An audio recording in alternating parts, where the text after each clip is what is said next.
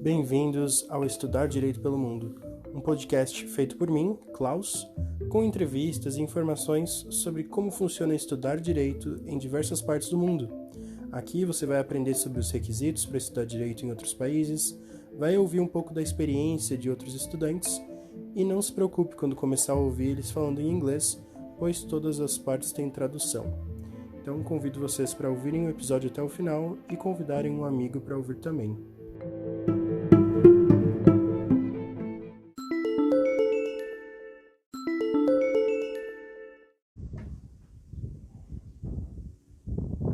Olá pessoal, boa tarde. Vamos começar mais uma live agora. Hoje falando sobre direito e os estudos de direito na Bolívia.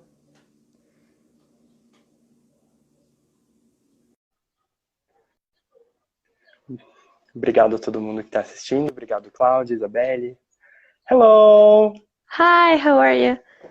I'm well, thanks for asking. Okay, we are already here. We're finally here, you know. We were waiting for the interview. Awesome. Thank you so much for taking the time to join me in this project. No, thank you so much for you because I'm so glad to be here. Law is an amazing topic about in our lives, right? So I feel really glad to be here.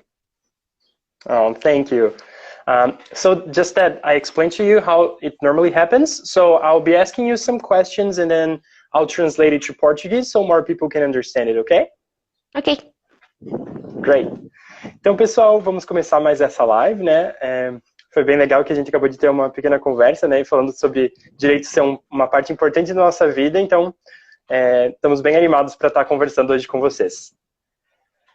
Well, so would you mind introducing yourself a little bit? I think that it would be good to know a little bit of your background and how you came into studying law.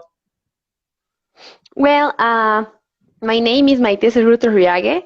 I'm from La Paz, Bolivia. I'm 23 years old. I was born here in La Paz.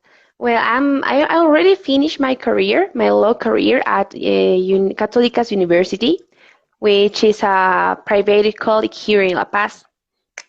Well, studying laws for me is a very important part of my life, right? Decided to study this career. It inspired me to be better in many things into my life. That's why I decided to study law.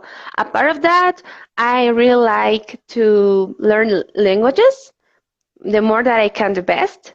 So French, and I already finished to study aimara, which is a native language here from my country. So I like those things to do, right? Especially here in Bolivia, studying law, it's a popular career, right? But nobody knows that this involves a lot of obligation, a lot of ethic and moral obligation, right? You know, studying law implies a lot of values that you have to follow in your career and also in your life. But nowadays that I finished my career like 2 months ago, I already started doing my postgrad about administrative laws and public administration. Okay, great. Okay, so I'll just go ahead and translate some of what you said. Então, a Mayte acabou de se apresentar, né? Ela acabou de terminar o curso de Direito, fazem apenas 2 meses que ela está graduanda, né? So, congratulations on your graduation. Thanks a lot. E ela estava falando sobre como estudar Direito foi uma coisa importante para ela e que ela já está também estudando na pós-graduação, né? Estudando Administração Pública, Direito Público, e também comentou que ela entende que direito, então, tem muita relação com moral, com a ética, e que às vezes as pessoas não param para pensar nesse aspecto importante. Também falou que na Bolívia estudar direito é uma profissão, uma carreira bem popular, então tem muitos advogados, né, provavelmente parecido com o Brasil. Okay, good to know. You mentioned that it's a very popular career, and it just came to my head, you know, in Brazil we have a lot of lawyers, and there's lots of statistics saying that maybe we graduate, we have a lot of law graduates like every hour in Brazil, because it's so many people who take this course. It's a very popular one. So what do you say about Bolivia? Would you say that there's just as many lawyers, like a lot of people take the course every year? how does that work? Like, how many people were in your graduation class, for example? Yeah, like I told you, this is a very popular career here in my country, right? For example, studying laws, you can walk like in the middle of the city, and you will see a lot of lawyers that they want to help you. But like I told you, studying law involves like to be the best and continue studying, right? So that's a little complicated here because everybody studied law, but they it finished there. They didn't follow like postgrades and doing more and more things, right?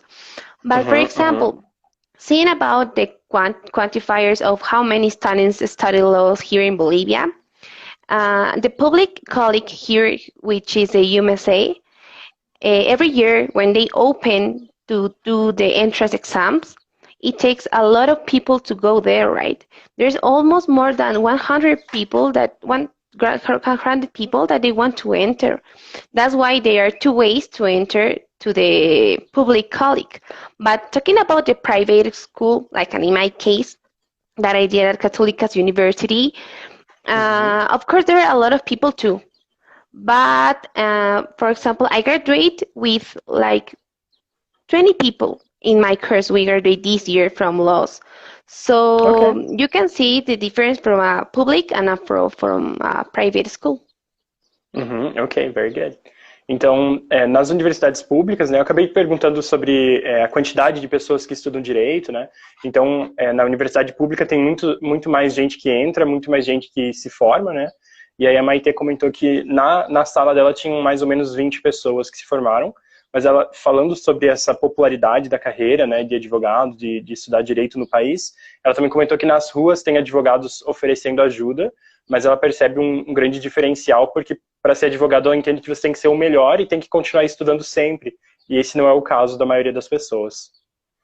Well, so just to you know, follow the kind of like the methodology of the questions I have been asking, is Bolivia a common law or a civil law country? Well, that's a really complicated question to answer, talking about my country, right?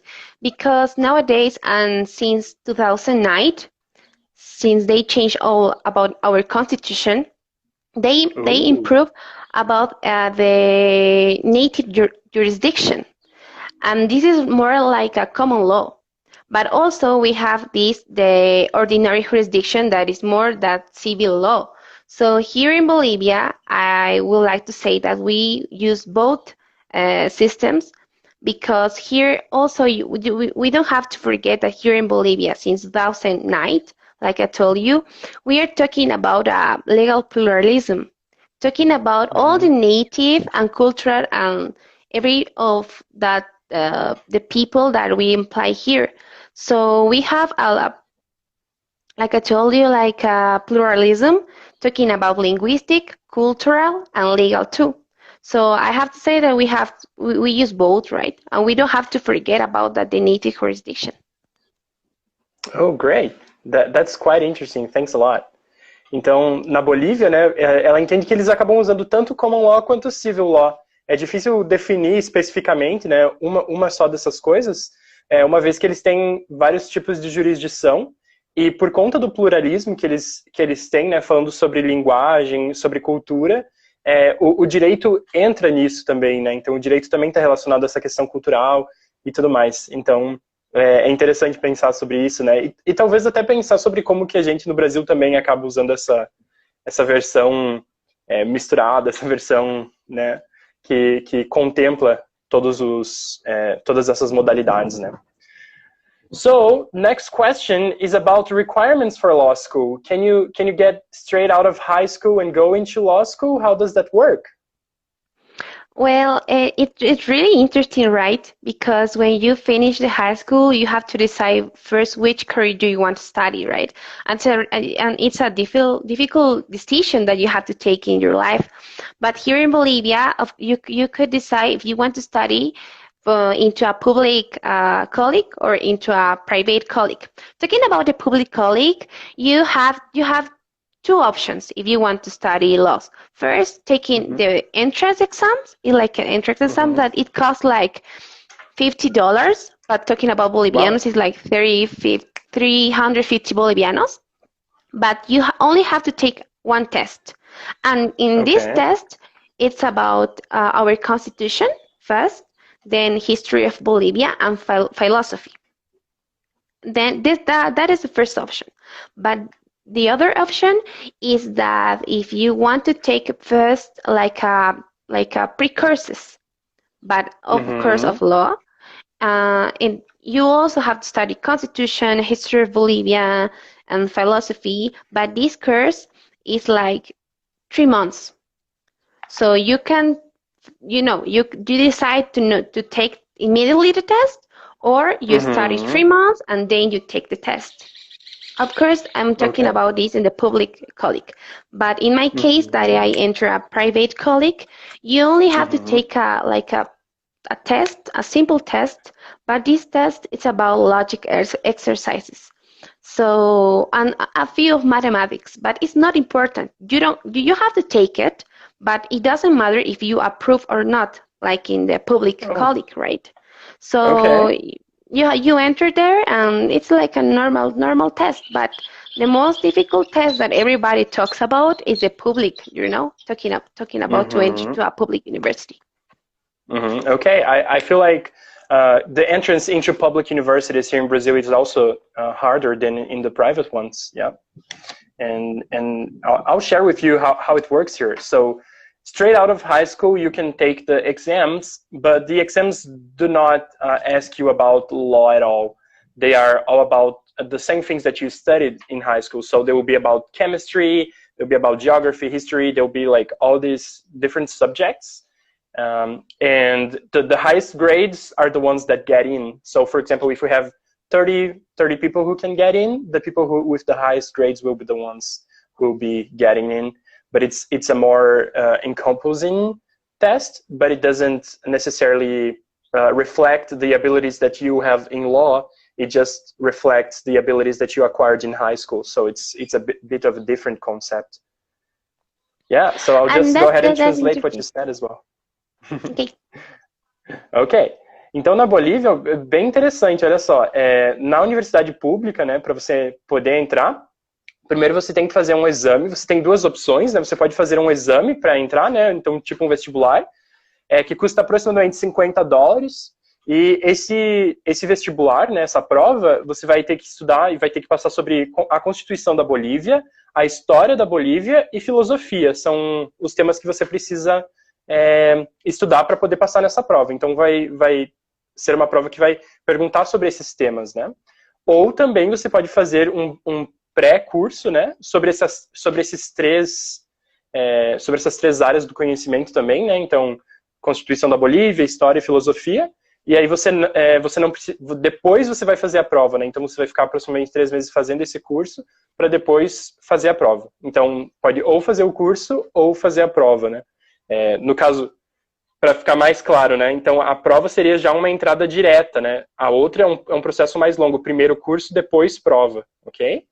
Isso para a faculdade pública. Então, para a universidade particular, vai ter um exame de lógica, vai falar sobre matemática, e não depende tanto assim da sua nota, né? Ela falou que não importa tanto assim se você vai ser aprovado ou não, né? Independente da sua nota, geralmente todo mundo entra. Okay, very, very interesting. It's very nice. I kind of like how it directs a little better into the field that you're going in, because sometimes I feel like you know, all the knowledge about chemistry and physics, it's also very important. It's good to know a little about everything, but also I feel like some students will get disqualified for going into law school because they don't do well in chemistry or physics here in Brazil, while they could be very good lawyers and won't be using this, you know, this calculus and all these things. So it's very interesting.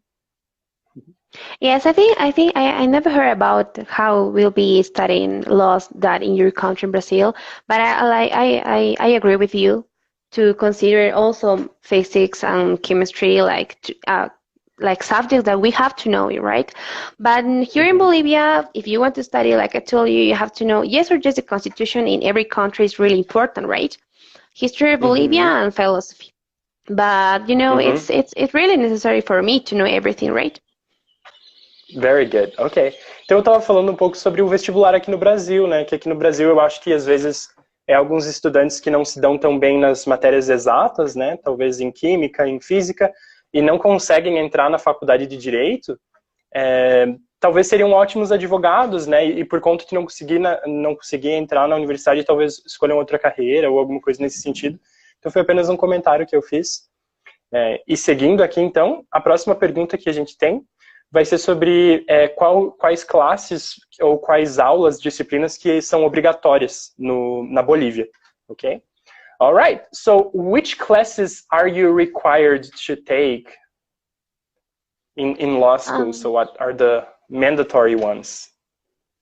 Well, I think that the mandatory ones, for me, I think that you have to know yes or yes, and we took these subjects at the beginning of studying law. Is general theory of the state that you really have to know. Then critical thinking. It's really necessary, and Roman law. So this is for example, while I study here my first semesters during the university, these three subjects are really important, right?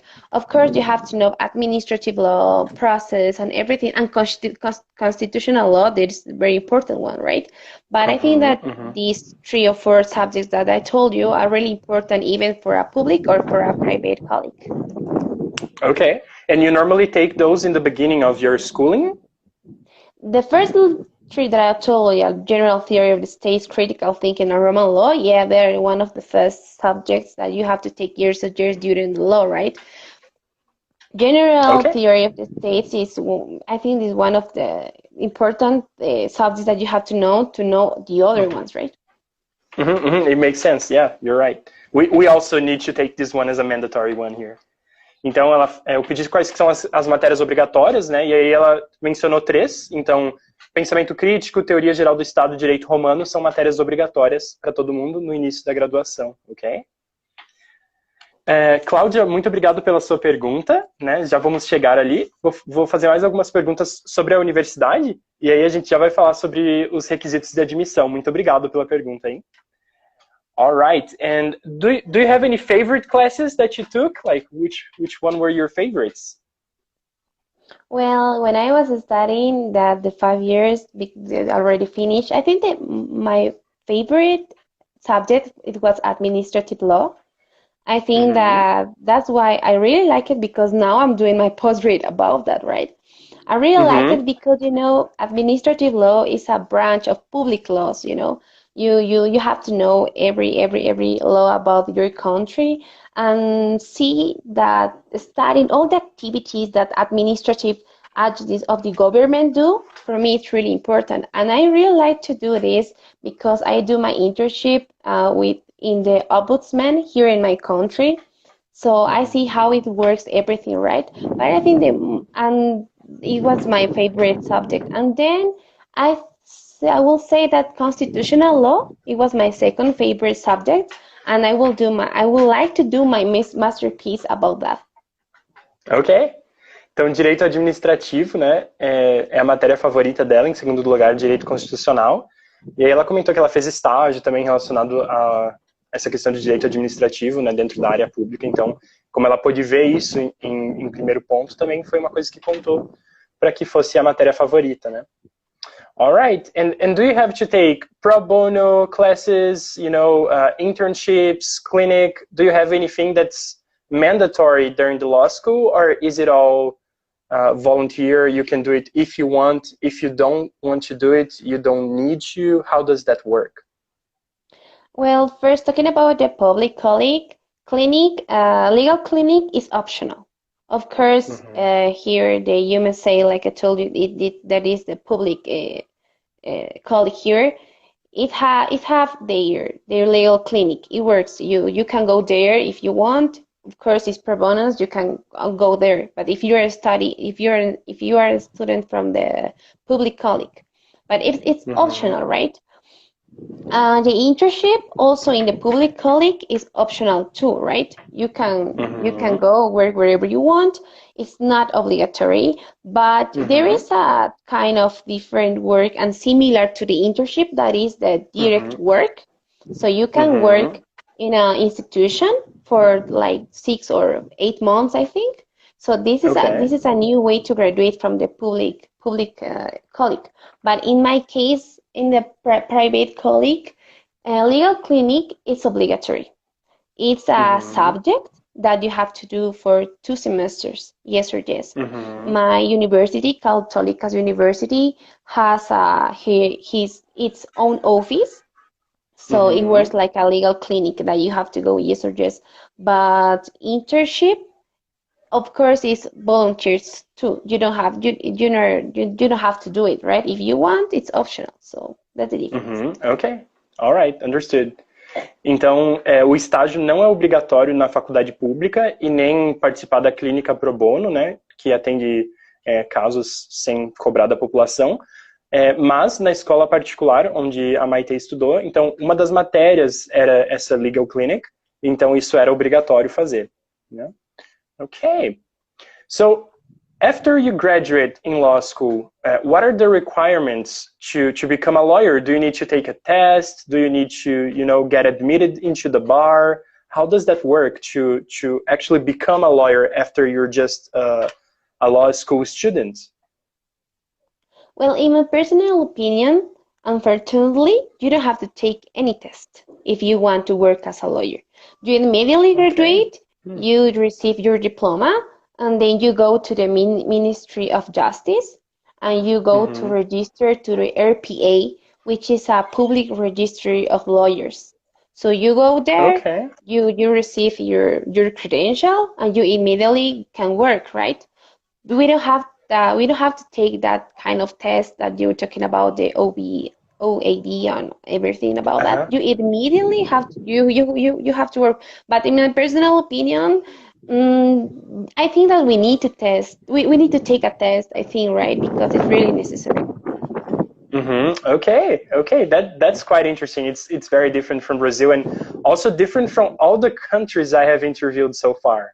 So like every country I interviewed so far, they have a law test to get admitted. They have a bar or something like that. So that's very interesting.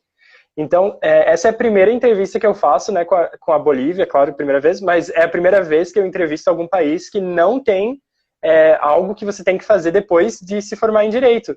Então, a partir do momento que você é graduando, você leva o seu certificado para uma corte local e faz um registro público de advogados, e aí, fazendo esse registro, você já pode se tornar um advogado, não precisa fazer prova da OAB, não precisa ter outros requisitos, né?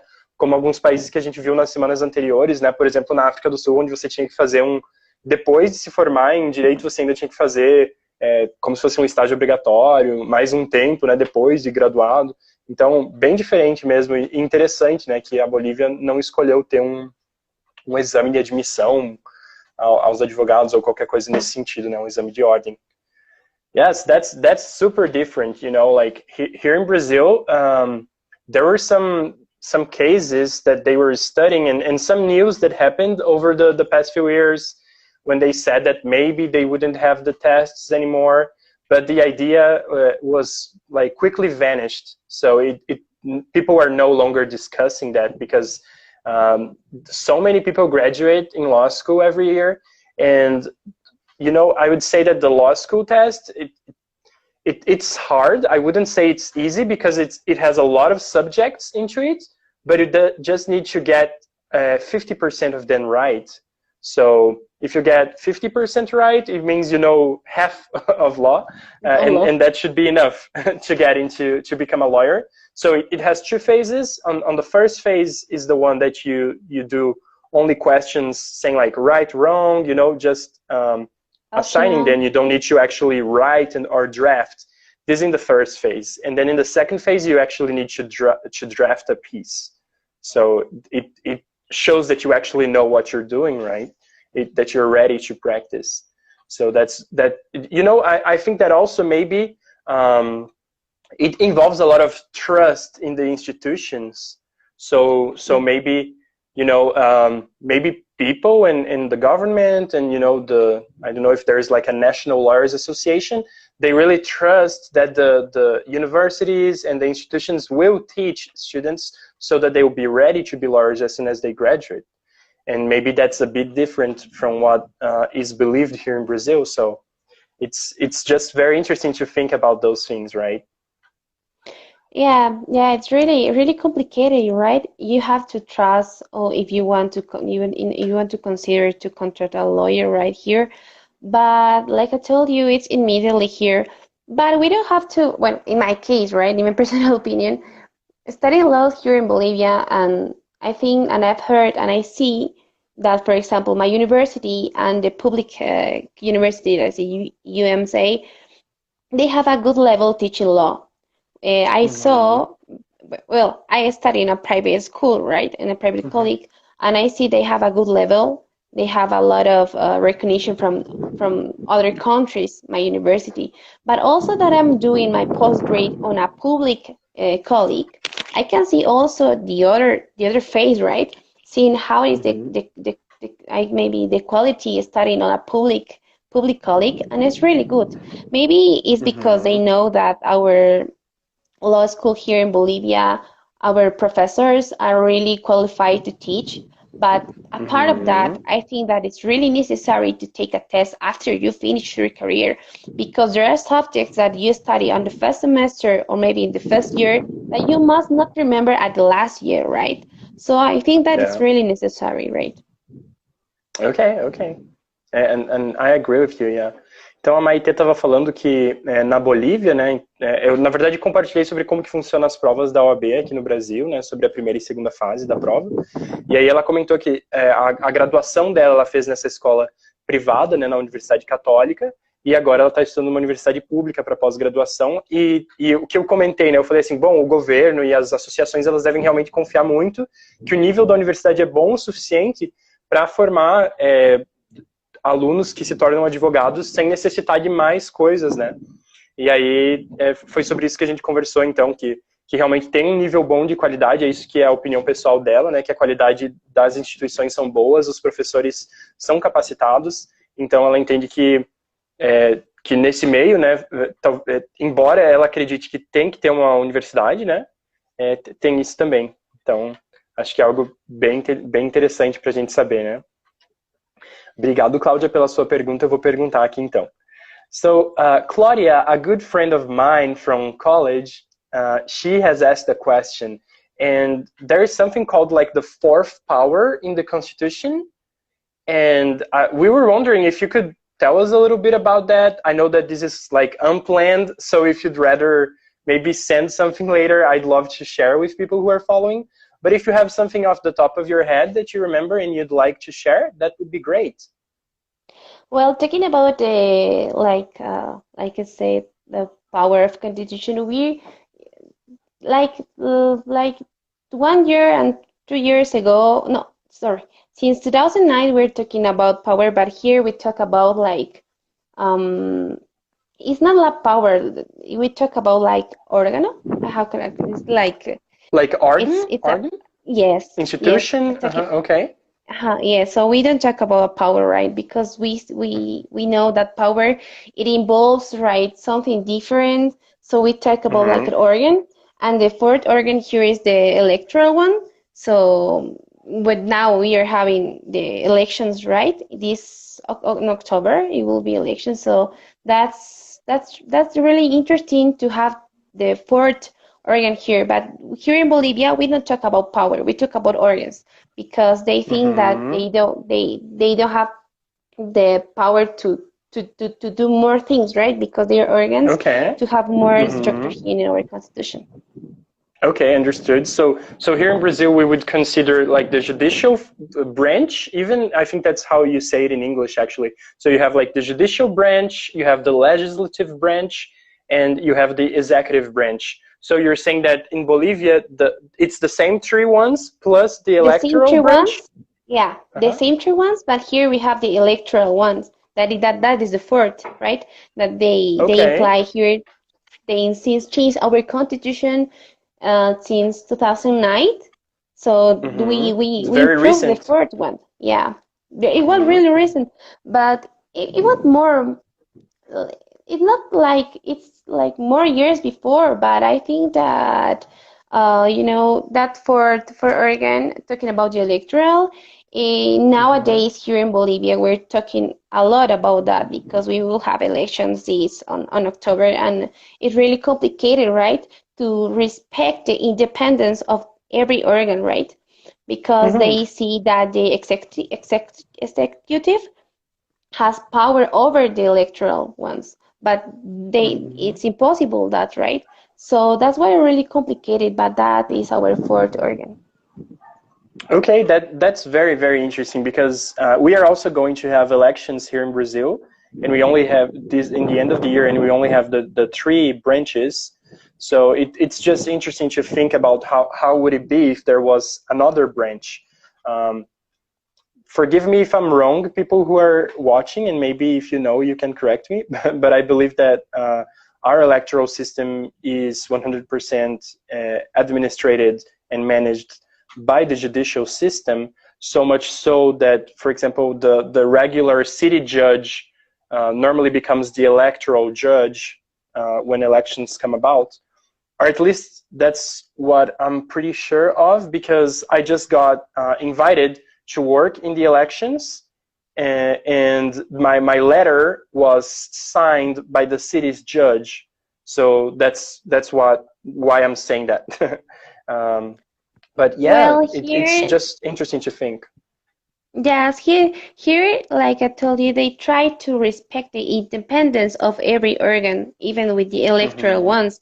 So talking about, when, for example, working, me too, I want to work on these elections, but the letter will sign the president of the organ, right? But here in Bolivia, we have this problem, right? Talking about the last election, that it was even the last year, at the same in the same month, when the executive organ, it has like a power for the electoral, right? It can shows that they didn't respect the independence of the organ, of the electoral organ here in Bolivia, right? So that is a big problem. It's a really big trouble here in my country nowadays, because of course everyone wants to believe in the independence, right? But most of the time, I'm the last president of my country, try to involve and do not respect that independence of the elections of the electoral organ, right? So that's what's really chaotic here in Bolivia, that nobody can understand that there is independence in every organ, like you said. Okay, I got it. I'll just go ahead and translate some of it, okay? Então, a Cláudia, né, obrigado pela sua pergunta. Perguntou como que funciona, então, esse quarto poder na Bolívia. E aí a gente foi revisando, tentando fazer um estudo comparado aqui do que acontece no Brasil, como que é a nossa situação. Aqui no Brasil a gente tem o poder legislativo, o poder executivo e o poder judiciário, né? Na Bolívia, além desses três, também tem um poder eleitoral separado, independente.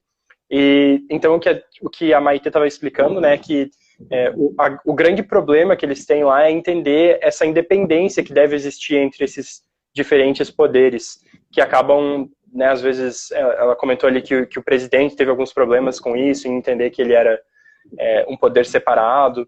Então, interessante pensar assim, nessas diferenças que podem acabar acontecendo. E não sei se vocês teriam mais alguma pergunta também para que eu possa perguntar sobre isso, mas de modo geral seria nesse sentido, né? Existem 4 poderes que são independentes, mas acaba gerando um pouco de caos e algumas situações complicadas, esse quarto poder ser novo, né? E além disso também ser um pouco compreendido também. And well, while we wait to see if somebody else has any questions, I was wondering if you have any questions about Brazil and its law and college, and if you do, I'd love to try answering to the best of my ability. Well, seeing other students around the world that study law is really interesting. It's really important, right? For example, I would like to know which are the ways to graduate from a law school from Brazil? Because here we have the thesis or the grade exams, but which are other maybe ways to graduate from school? Okay, very good question. So here we have just a few requirements to graduate in law school, and I believe this is like countrywide. It's not only in my college, but I'll say specifically about my college experience. So here, to graduate law school, you need to take all the courses. So there is these mandatory courses, which you take 5 years to take them all normally. So you have about 5 classes every week in each semester. And then in the end of 5 years, you'll be ready. So this is how you graduate law school. You take all these all these courses over these 5 years. In the last 2 semesters, you need to make something like a thesis. So it's not as deep and as complicated as it would be for a master's or a doctoral thesis, but it's a final graduation work. So you need to be able to research a topic, or you need to go, it's a very academic related research, and that's what you do in the end of law school. So you need to take all the courses, you need to do this research project, you need to make this paper which you present to the professors also. And also, other than these 2 things, you also need to take this mandatory internship, which is pretty much a pro bono clinic, where we will learn how to draft pieces, and also where we will be able to talk with the community, and we'll be able to help solve their problems in a pro bono way without having any money for that. So for what I can bring from my memory right now, these are the 3 main things. But this only makes you a bachelor in law, so that's all. If you only take these requirements, you only are a bachelor in law. You're not a lawyer yet. To become a lawyer, you need to take the bar exam, the OAB, and that's what I mentioned before, that you have 2 phases. So this is how you graduate in law school here. We don't have like grad exams or something specific. So you only have the exams of each course, of each class you take, and then once you're done with that class, you don't need to make tests about it anymore for school. Oh, that's really important, right? And interesting. And if in the case that I want to go to work like a lawyer, to Brazil, I have to take yes or yes the bar test? Okay, that's a good question. If we have somebody who can help me here,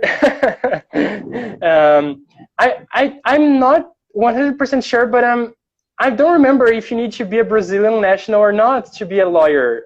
I'll need to double check and let you know. I know that people from Portugal can be lawyers in Brazil because we have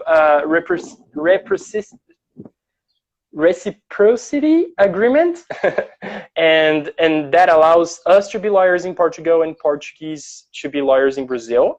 But I'll get back to you on that. But I'm pretty sure that you need to do 2 things. You need to revalidate your certificate for school. So some university in Brazil needs to recognize and accept that you studied all that is necessary, and then you have a revalidated in Brazil certificate. And then you definitely need to take the bar test if you're allowed to. I'm not 100% sure, and I'll research and get back to you. And I'm sorry for not remembering that off the top of my head right now. So you can go ahead and say, and then after that I'll translate some of what we have been speaking about. Yeah. For me, it's really interesting because I think we I don't know, as a lawyer, you have to go abroad, right? See how it works, everything out there, to complete your dreams. Yeah, definitely. Então, a gente estava conversando até agora sobre... eu perguntei se ela tinha alguma pergunta sobre como que funciona ser advogado aqui no Brasil ou estudar direito aqui no Brasil. Então, a pergunta da Mayte foi se nós, aqui no Brasil, temos... Como que se faz para se graduar na universidade, né? Quais que são os requisitos? E aí eu falei que para ser um bacharel em direito, né, nós temos que fazer todas as matérias, né, cumprir a carga horária da universidade. tem que fazer o seu TCC, né, a sua monografia no final do curso, né, então tem que ter esse trabalho de conclusão apresentado. E também aqui, pelo menos na minha universidade, tem que ter um núcleo de práticas jurídicas, né, que é parecido com um estágio, onde a gente vai aprender na prática como colocar, como fazer as peças, como atender o público. Também vai ter essa oportunidade de interagir com a comunidade, né, então é um programa de extensão, pro bono, então envolve várias áreas diferentes. E ela me perguntou, então, se ela viesse para o Brasil sendo boliviana, se ela poderia ser uma advogada. E se alguém que estiver assistindo puder me ajudar, eu não me lembro agora se a gente pode, se qualquer nacionalidade pode se tornar um advogado no Brasil ou não, mas eu fiquei de dar essa resposta depois. Se alguém já souber e puder colocar aqui para mim, eu agradeço. Mas sem problemas também. Well, I think those were the main questions that I had, and thank you so much for your time. But I don't know, do you have any specific things? It just came to my head. If you're not Bolivian, can a Brazilian, for example, be a lawyer in Bolivia? Do you know? Well, I have the same doubt with you, but I think that yes, but the first thing that I think that yes, of course you have to, for example, if you're a lawyer, one of the requirements if you want to work as a public institution that I know more are presenting your paper, right? And I think that if you have a good CV and more than that, you can work as there. But I think that you have to be punctual about your papers, right? But like I told you at the beginning, here in Bolivia, we don't have to take any bar tests, right?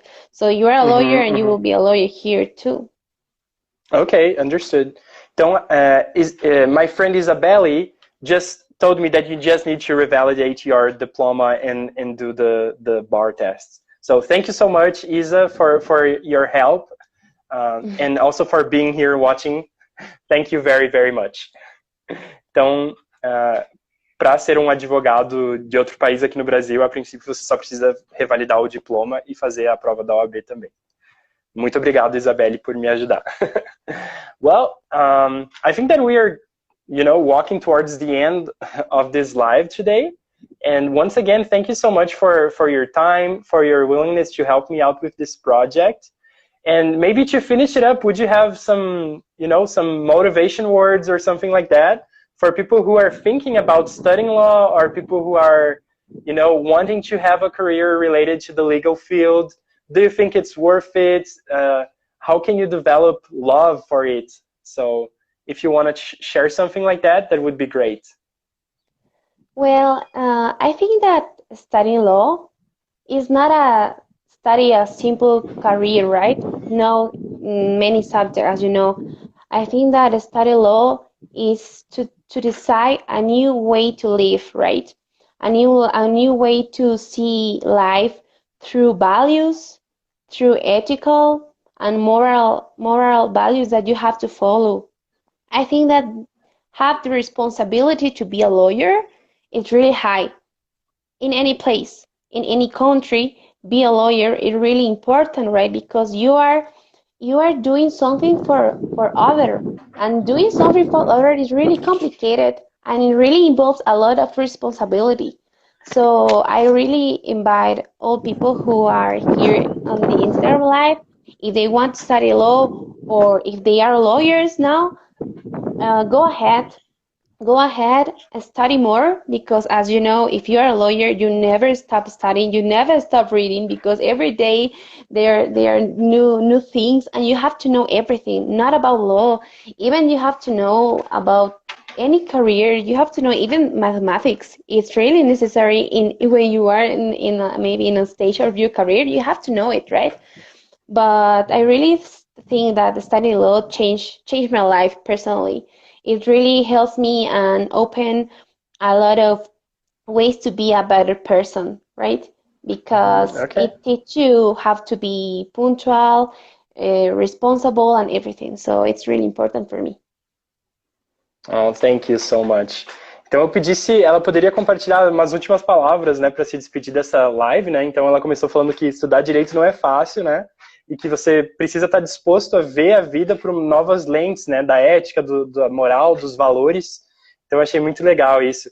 E também deixar um lembrete, talvez um aviso, né? Que como profissional do direito, a gente sempre vai estar estudando, sempre vai estar tendo que ler alguma coisa nova, porque sempre tem coisa saindo, né? E precisa ser um profissional atualizado, precisa estar sabendo sobre várias áreas diferentes para poder atuar de forma melhor no direito, né? E seria isso que a gente gostaria de compartilhar hoje, né? Essas perguntas. Obrigado mais uma vez para todo mundo que tirou um tempo no domingo para assistir. E, por favor, fiquem à vontade para mandar outras perguntas depois, eu compartilho com a Mayte, caso vocês tenham. E gostaria de desejar para todo mundo, né, um bom feriado amanhã, né, Dia da Independência do Brasil, então que possamos todos ter um bom feriado também, né, um bom dia para descansar e finalizar os projetos também. So, thank you so much, Mayte, once again. Thank you for your willingness, thank you for your help, and for sharing some of your knowledge with us today. I hope that we can continually keep in touch and that we can help each other's career as well and keep this network alive. So thank you so much and hope you have a great day. No, thanks you a lot. I'm still so glad to be here. As other contract Croatia, Nigeria, and all the countries, I really feel glad to be here. And of course, we can keep in touch because, you know, we have the same interest in about law and everything about that. And congratulations for the Independence Day here in Brazil. Thanks a lot. Gracias.